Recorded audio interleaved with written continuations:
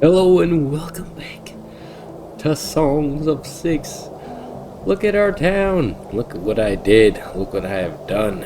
I had to do it because personally it was starting to get to me because there's all these weird, tiny, narrow, winding streets and everything. And Ocean Man was probably banging his head off the table as he saw my city. And I thought to myself, I could do better. I could do much better. But you can tell that it's not been decorated and there's still a little bit of stuff to do.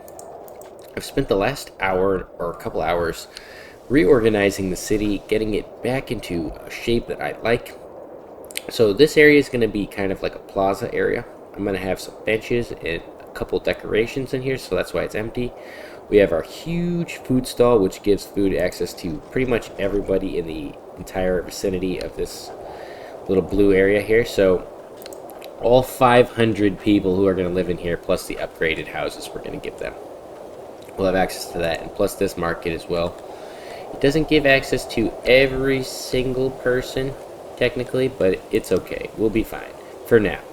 I have the guard post, the max size. I have a giant fight pit for them to get access to. We have our chamber, a couple different speakers. We have about 5 different speakers for them. And then the pieces of de la resistance, as they say in France. We have the herb farm here, and I put all of our random stuff just kind of off to the side so that we can work on it later.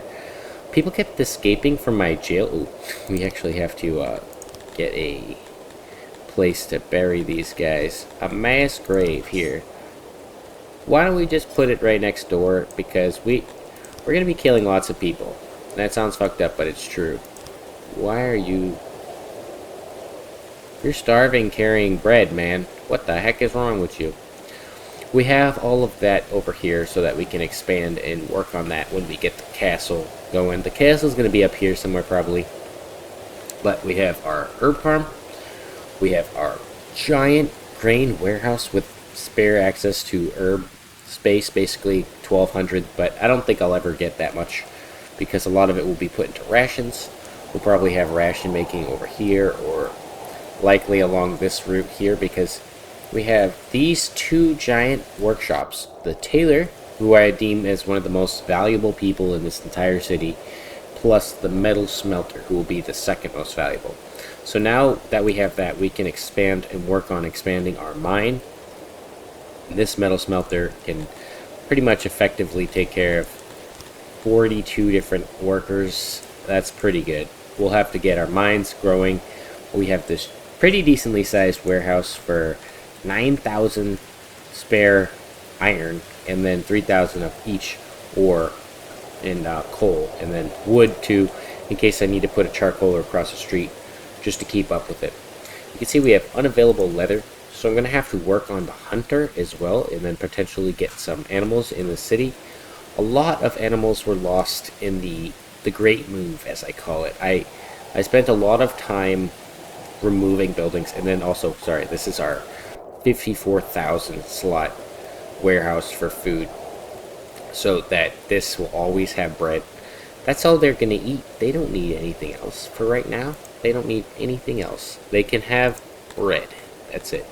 Eventually I'd like to give them better and more different variety of foods, but that's not gonna happen. So they're gonna have this baker here who, like the smelter, can have 42 workers and is producing a pretty good amount of bread per year. Then we're going to expand this grain farm, so I'll have another one right here probably, or a little bit closer to the water. And hopefully those 2 grain farms will keep us stocked for until we get to like 10,000 people, because there you don't really need that much grain. After a certain point, these giant fields give you much more grain per space. So from my understanding, we're getting 3.4k for all of this, where we have like 5 different ones that we're probably getting about the same. So it's better to have a bigger one, from what I've seen, from what I've heard. I don't watch other people's things, but that's what I've heard. And then I also have a giant janitor in here, and he seems to be covering every area of this city pretty well. Like, he's got this area that he's got to get to, but that's to be expected. That's on like the other half of the city. And he has a warehouse next door to him, so that's his janitor warehouse. Life is good in the city, though. Life is good in Iron City.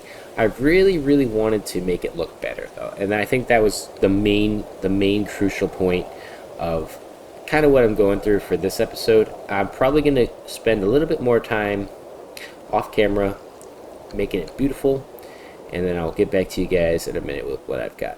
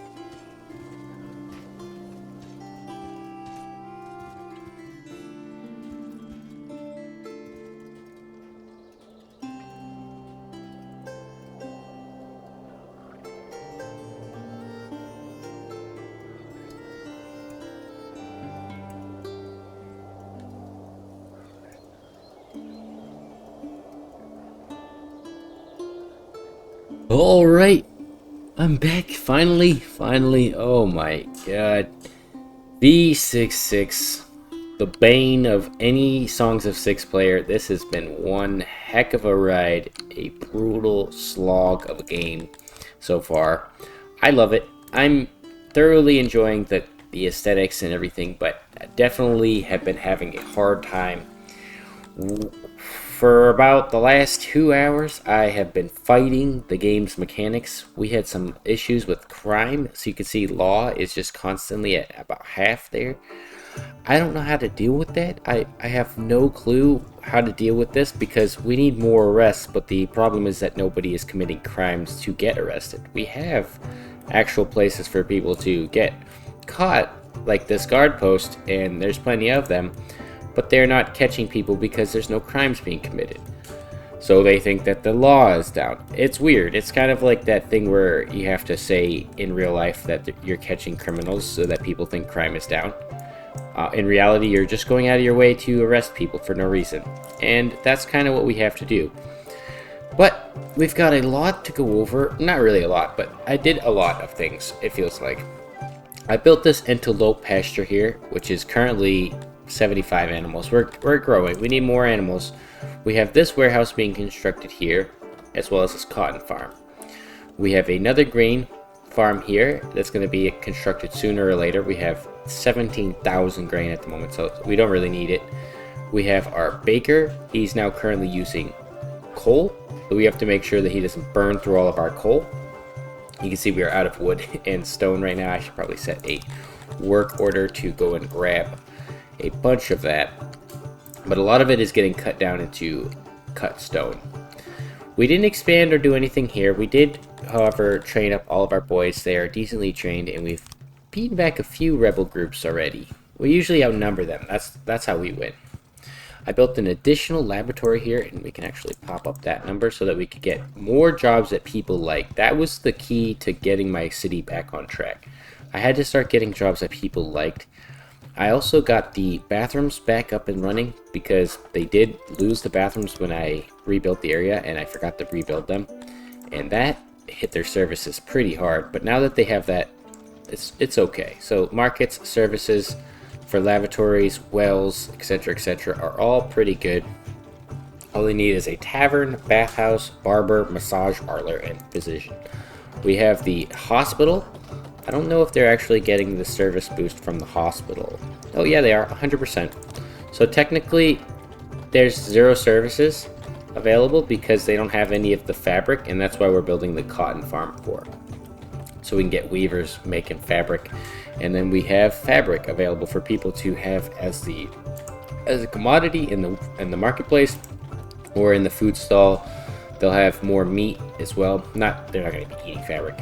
I also saw some people in the Discord. I commented and I asked them if I was struggling on any reason, like if anyone was also struggling in the same regard with population, because I kept losing about a dozen humans a day, and I am losing a lot of humans regularly, and I couldn't immigrate more than I was losing, so I was constantly just going back and forth, struggling, and their only comments was on how big my food stall is. Yes, that's what it's telling me I needed this size for, the amount of people I have. It seems to allocate 1 space per person, but in reality, I think when you upgrade it, it changes that. I don't know how it works. I just personally don't want to have 1,000 food stalls spread out throughout the city. I'd rather just have one big old food stall. And this is plenty of big. We can have probably 1,000 people live here, and I'll have probably 1,000 more live down here. So we're going to have a lot of people condensedly packed in their little neighborhoods here where they live, and we'll have grain being pulled from these grain farms. These guys will do their pasture work. Technically, I could send an army out and start beating up our neighbor and getting them to send us resources, but as I'm still learning, I'd like to get the capital phase going first. We have our mason over here, and the masons are doing pretty good work, so they're storing up all their cut stone. We should actually give them some more space for that. They're storing up all their cut stone in here, and then these buildings have basic storage for all the other goods that are in this area. You can see he was actually built for that other side. So I copied this warehouse and brought it over. I also want to make all of these hearths leveled up. Yep. Okay. We have a lot of... Holy crap, we have a ton of leather. I upgraded the building, the hunter, through our technology.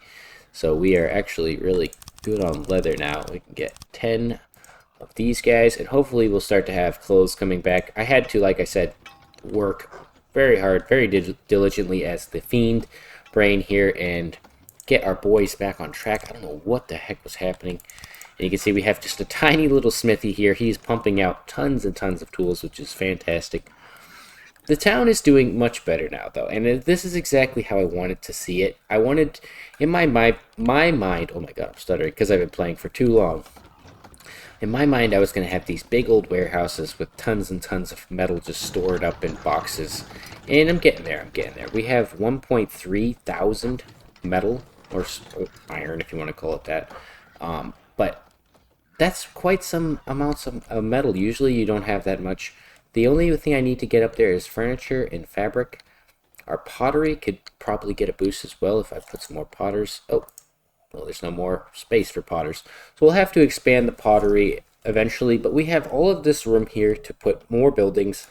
And ideally, I'd like to connect these guys up to here so that this is all one portion of the city. This will be like this half. Then we'll have all of this area to work with housing people.